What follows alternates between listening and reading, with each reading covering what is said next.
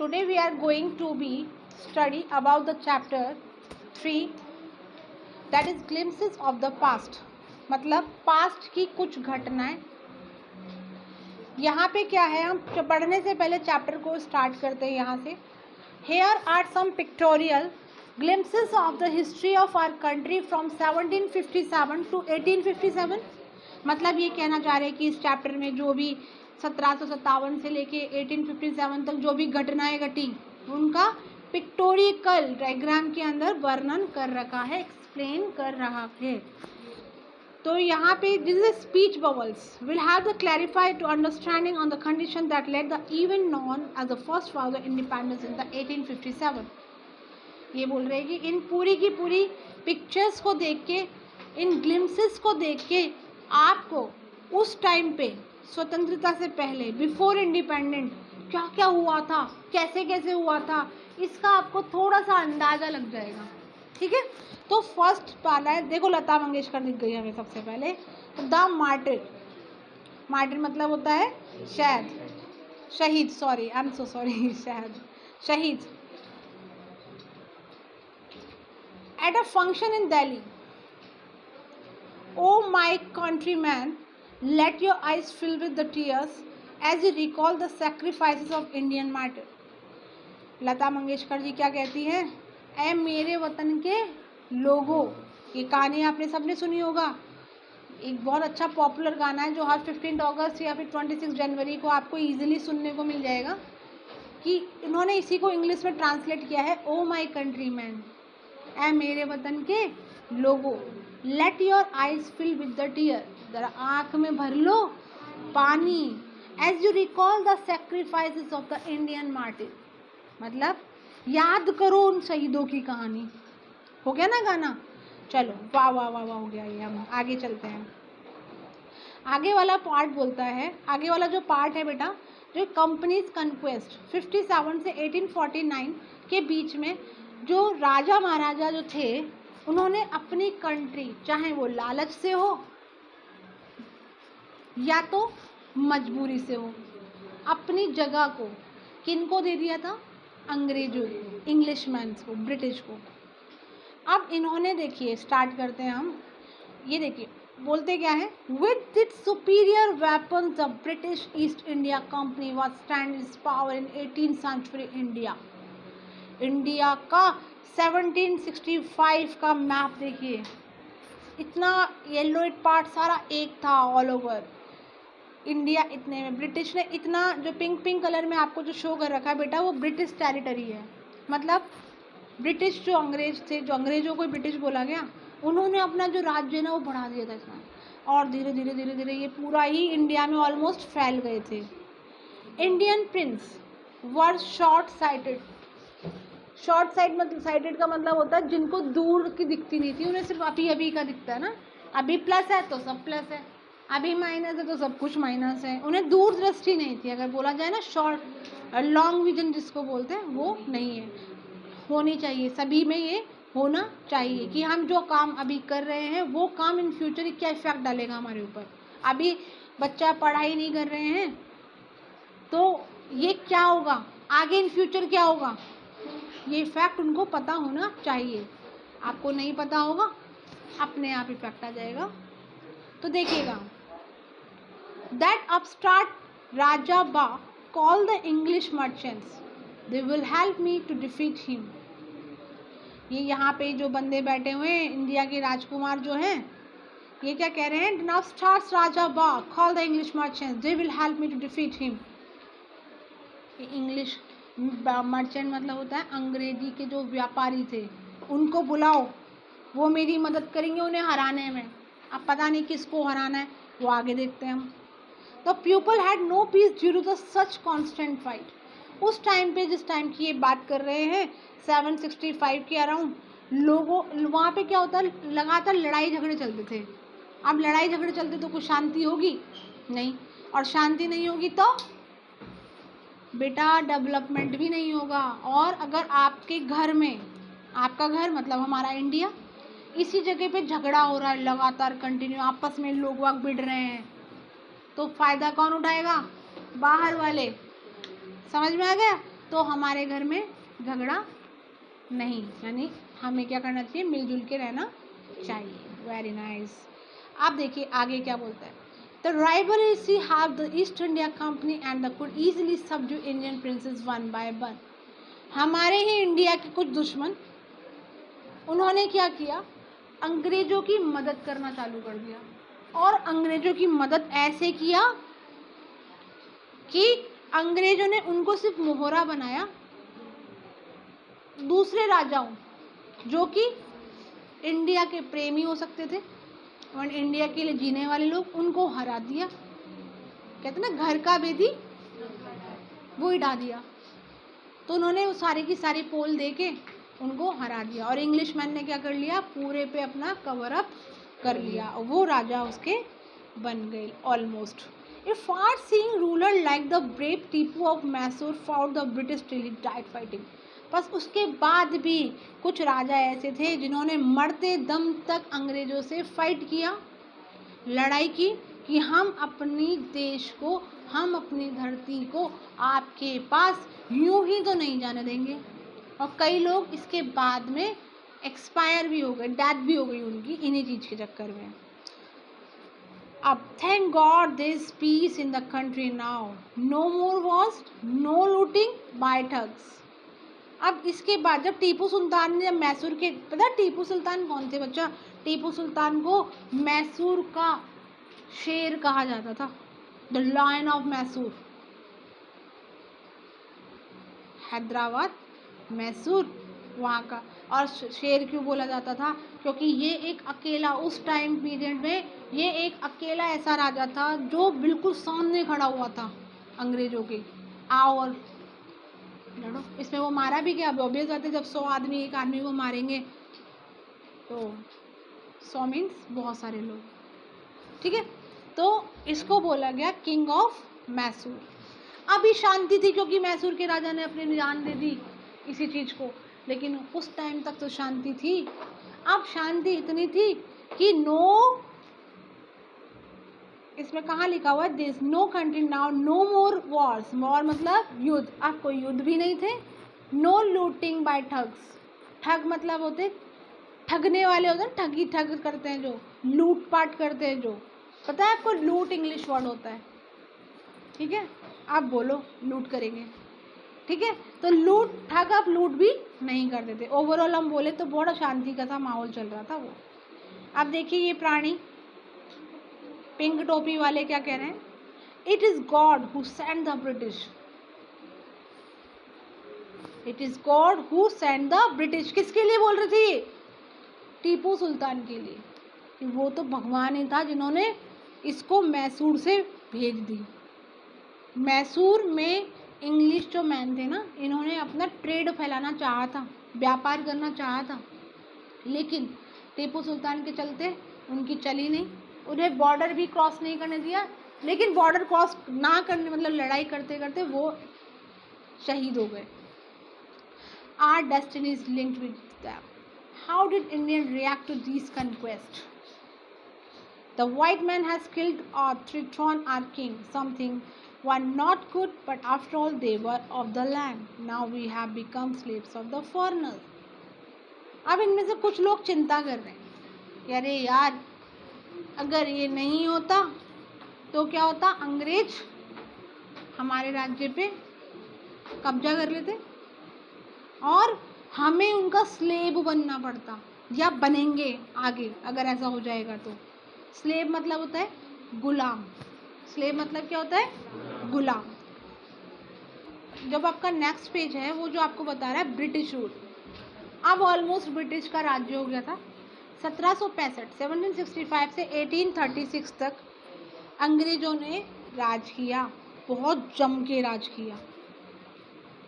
देखिए क्या बोलते हैं, religious leader preached idea like untouchability and child marriage. Anyone who crosses the seas loses his religion. Religious leader मतलब धार्मिक जो गुरु हुआ करते थे, उन्होंने they preach the idea, they have the against the idea untouchability and child marriage. उन्हें छुआछूत और बाल विवाह जैसी चीज़ें ठीक नहीं लगती थी। वो लोग कहते थे कि जो इंडिया के बाहर गया या ओवर कॉस्ट गया, ओवरसीज गया, उनको क्या हो जाएगा, कास्ट से, रिलीजन से बाहर कर दिया जाएगा। यहाँ पे इसका मतलब ये नहीं है कि आप फॉरेन जाना बंद कर दो, यहाँ पे मतलब होता है अंग्रेजों का गुलाम बनना बंद कर दो। All the misery in the world is due to the woman. ये क्या बोल रहा है बंदा, देखो। तो वहाँ के जो धार्मिक ग्रुप जो बन रहे थे, उन्होंने अनटचेबिलिटी और चाइल्ड मैरिज के लिए प्रीस्ट किया। नो, नॉट विरोध, द प्रीस्ट, वो इन महिलाओं के अगेंस्ट थे। वो कहते थे कि जो सारी बकवास होती है ना, जो सारी गंदगी की जड़ होती है ना, वो क्या होती है, लेडीज, लड़कियां होती हैं। The truth was that the Indian had lost self respect, the British scorn them. अब जब घर का ही आदमी अगर ऐसे करे और किसी एक 50% मेंबर के लिए कोई ऐसा बोलने लगे, कोई रिस्पेक्ट ना हो, तो बाहर का आदमी तो आएगा ही आएगा। अंग्रेजों ने क्या किया, द ट्रुथ वॉज दैट, ये देखो बात करते हैं कि इंडियन ने अपनी जो सेल्फ रिस्पेक्ट होती है ना, आत्मसम्मान था, वो खो चुका था वो, ठीक है। द ब्रिटिश कौन है, तो ब्रिटिश ने इसका फायदा उठा लिया। आप देखो ये इस प्राणी को देखिए क्या कहते हैं, The native was unworthy of the trust and capable of honesty. True, your honor, but I am honest. ये बंदा कहता है यहाँ के जो लोग हैं वो कैसे हैं, विश्वास करने लायक नहीं है, ईमानदार। लेकिन इसके पीछे एक चमचा खड़ा हुआ है हमारे इंडिया का, वो कहता है आप सही कह रहे हो, बट मैं तो आपका पूरे तरीके से ईमानदार हूँ, मतलब मैं तो पूरा ही गुलाम हूँ आपका, confirm. Being merchants, the British wanted quick profits. Their heavy taxes forced farmers to abandon their fields. But your men are taking all my crops. You are still in the areas. If you don't pay next week, I will send you in the jail. इन लोगों ने इतना अत्याचार करना चालू किया था, इन्होंने tax बढ़ा दिए, पूरा व्यापार करने के लिए, ट्रेडिंग करने के लिए इन्होंने फार्मर्स के ऊपर डबल टैक्स करना शुरू कर दिया। क्यों? क्योंकि फार्मर भाई गरीब होते और वो बच्चे, फार्मर क्या होते, गरीब होते। तो उन्होंने क्या किया, उनके ऊपर डबल टैक्स लगाना चालू कर दिया। गरीब थे बेचारे, जैसे तैसे तो 2 वर्ष की रोटी कमाते थे, अब टैक्स और लगा दिया, तो वो अनकैपेबल हो गए, वो अब देने योग्य नहीं रह गए। तो वो जब देने नहीं योग्य हो जाते थे, तो वो क्या करते थे, अंग्रेज आते थे घोड़े पे टिक टिक टिक टिक टिक टिक करते हुए और बोलते थे इतने दिनों में हमारा पैसा पहुंच जाना चाहिए। नहीं पहुंचता था तो उनकी सारी की सारी क्रॉप्स जो हुआ करती थी, फसल जो हुआ करती थी, उन्हें उठा के ले जाते थे, ठीक है। और साथ में उन्हें वार्निंग और दे के जाते थे, अब पैसा नहीं आया तो अगले आकर अगली बार जब आएंगे तो तुझे जेल में डाल देंगे। बेचारे कितनी दुखी हालत थी ना उन लोगों की। Still the British invented other method which gave them more profit. वो और मौके तलाश रहे थे, कैसे और प्रॉफिट में आए, कैसे लूट ले इस इंडिया को, ठीक है। पर साथ कौन दे रहे थे, हमारे कोई भाई बंधु, अभी जैसे खड़ा हुआ था ना, बोल रहा था ना, I am the honest. Nonsense, ऐसा नहीं करना चाहिए। तो इन्हीं के कारण तो हमारी इंडिया बर्बाद हो गई थी। देखिए अब ये गंजे इंसान क्या बोलते हैं, the good manufacture in England should not have any import duty when the brought into India, a good idea. इसी के पीछे चमचे हैं।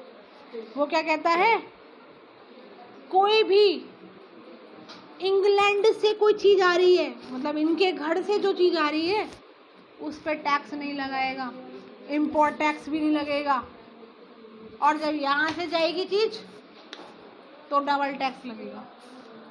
समझ में आ रहा है कितना फ़ायदा हो गया इन लोगों को। वो पीछे खड़ा हुआ एक गुलाम स्लेव बोलता है यस गुड आइडिया, बहुत बढ़िया आइडिया है तो, और अच्छा लूटेंगे इसको। The East India Company's laws begin to cripple Indian industry.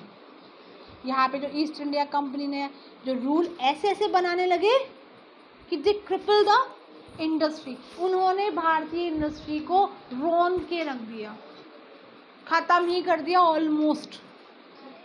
क्योंकि ऑब्वियस बात है, जब मेरे पास अगर 2 रुपये की कमाई हो रही हो, मुझे कोई बोलेगा 4 रुपये दे टैक्स में, मैं कितने दिन सर्वाइव करूँगी? समझ में आ रही है? तो उसने इंडिया की जो इंडस्ट्री को क्या कर दिया बेटा, क्रिपल, ख़त्म कर दिया। आप देखो, inevitably famines followed between 1822 and 1836. 15 lakh Indians died in starvation. The British policy ruined the export artisans and their business. तो बेटा इनएविटेबली मतलब कहते ना सहयोग से, या कैसे मान लो, उसके बीच में क्या हो गया, तो क्या हुआ था 1822 से लेके 1836 के बीच में स्टार्वेशन मतलब होता है भूख वाली स्थिति हो जाती, अकाल वाली स्थिति, खाने को नहीं मिलता, लोग वहाँ भूखे, ऐसे कितने सारे लोग, 15 लाख लोग डाइट, मर गए, ऐसी हालत हो गई थी बेचारों की। देखो, the British policy ruined the expert artisans in their business. अंग्रेजों की गंदी पॉलिसी ने अच्छे अच्छे बिजनेसमैन थे जो, उन सबको ख़त्म ही कर दिया ऑलमोस्ट। ठीक है, एबॉलिश कर दिया, रूइन कर दिया, ख़त्म कर दिया, उन्मूलन कर दिया। राजा राम मोहन राय, इनका नाम तो बहुत अच्छे से सुना होगा सबने।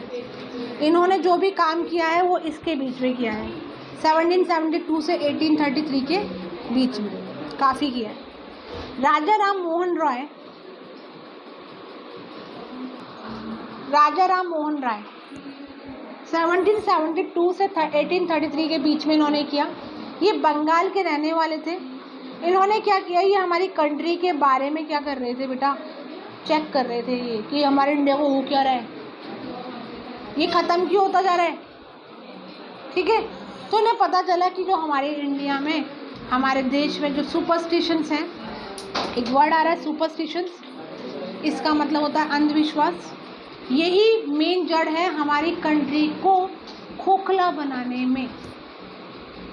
इन्होंने कहा चलो तो सबसे पहले इसी को उखाड़ के फेंकते हैं। तो क्या हुआ आगे, एक बार वो जाके अपनी वाइफ से बोलते हैं, वाइफ का नाम था उमा, कि Uma,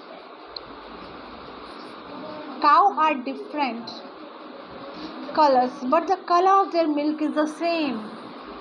Different teachers have the different opinions but the essence of every religion is the same.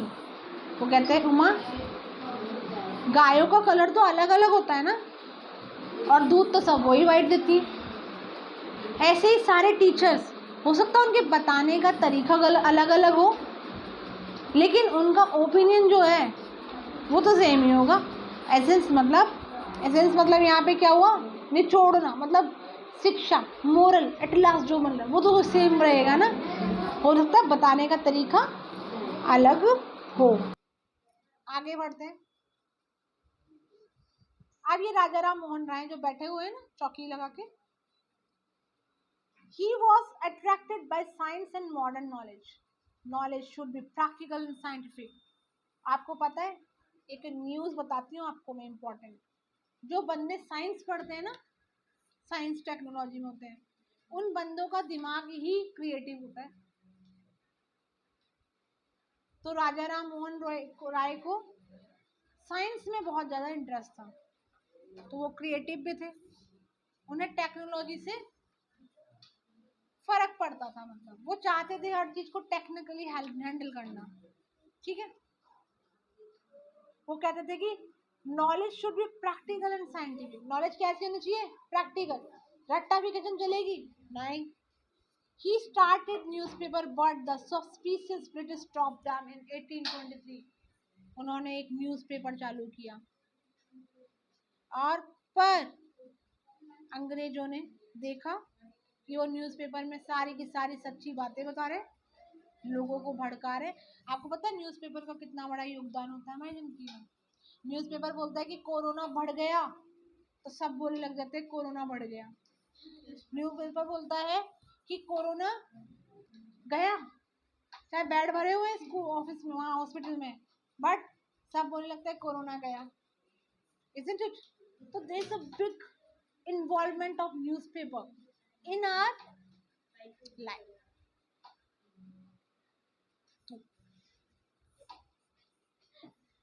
तो अंग्रेजों ने 1823 में न्यूज़पेपर ही बंद करवा दिया, न्यूज़पेपर ही बंद करवा दिया। अब तो ना न्यूज़पेपर रहेगा और ना ही मोहन जी की बातें।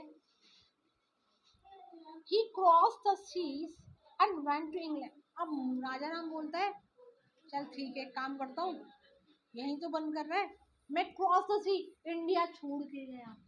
कहाँ? England. To see what made the British powerful then he told them. वो ये देखने गया था कि ये ब्रिटिश इतने पावरफुल कैसे हैं। तो वो ब्रिटिश के घर में चला गया, इंग्लैंड। वो वहाँ चले गए, पूरी जान पहचान की उन्होंने, पूरा सब कुछ, क्यों कैसे इतने पावरफुल, क्यों ऐसा, क्या है इनका बैक सपोर्ट जो अंग्रेज यहाँ आके हमारे इंडिया में हम ही खा रहे हैं। फिर वापस आके क्या उन्होंने, we accept you as rulers. अब राजा राम मोहन रॉय क्या बोलते हैं अंग्रेजों से, we accept you as rulers and you must accept us as subjects, but you must remember the responsibility a ruler of to his subject. वो कहता है हम आपको आपका अपना राजा मानने के लिए तैयार हैं, हम आपका सब्जेक्ट, सब्जेक्ट मतलब आपकी प्रजा या आपके जो नीचे काम होते हैं ना लोग, वो बनने के लिए तैयार हैं हम लोग। लेकिन एक बात ध्यान रखना कि जो राजा बन जाता है ना, उसको अपने सब्जेक्ट के प्रति कुछ रिस्पॉन्सिबिलिटी, जिम्मेदारियां भी आ जाती हैं। ओके, इतना बोला उन्होंने, इस पेज पे बोला इतना। बेटा इस यहाँ तक हम आज इस वीडियो में करेंगे, this is the part 1 for the video. इसके आगे के 4-5 टॉपिक जो बचे हुए हैं वो हम फिल करेंगे नेक्स्ट वीडियो में। तो for the next remaining chapters look the next video. Till then, thanks, bye.